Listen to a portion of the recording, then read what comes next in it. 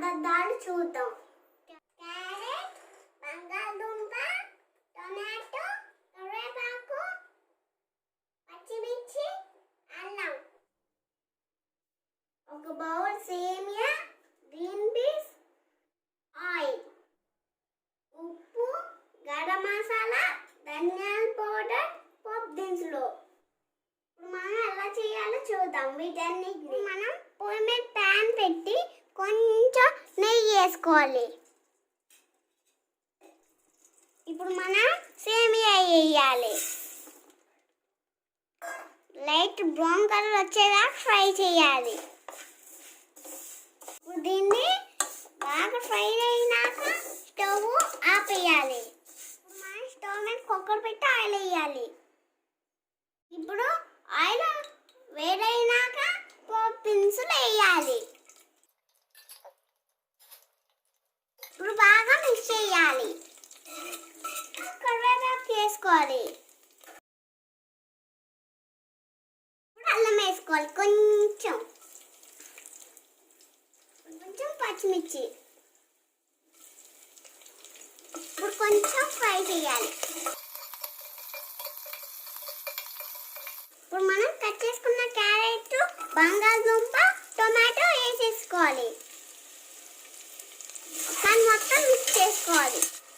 ఇప్పుడు ఇందులో కొంచెం సాల్ట్,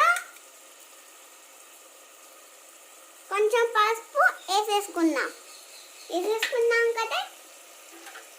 ఇప్పుడు బాగా మిక్స్ చేసుకోవాలి. ఇప్పుడు ఇది కొంచెం ఫ్రై అయినాక గ్రీన్ పీస్ వేసేసుకున్నాం. కొంచెం ధనియాల పౌడర్, కొంచెం గరం మసాలా.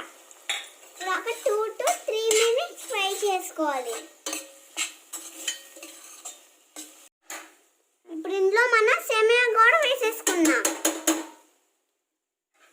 ఇప్పుడు బాగా మళ్ళీ మిక్స్ చేయాలి. ఇప్పుడు ఇందులో 1.5 బౌల్ వాటర్ పోసేసుకోవాలి. ఎందుకంటే సేమియా ఒక బౌల్ తీసుకున్నాం కదా. ఇప్పుడు ఇది కుక్కర్ మూత పెట్టేసి హై ఫ్లేమ్ మీద 2 విజిల్స్ పెట్టుకోవాలి. ప్రెషర్ పోయినాక ఒకసారి చూద్దాం. ఇప్పుడు చక్కగా కుక్ అయిపోయింది.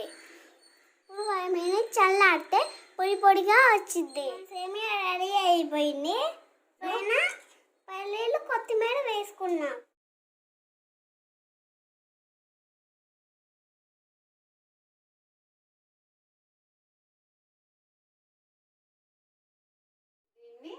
దీన్ని టిఫిన్ బాక్స్కి, లంచ్ బాక్స్కి పెట్టారంటే మొత్తం ఖాళీ అయిపోతుంది. చాలా బాగుంటుంది.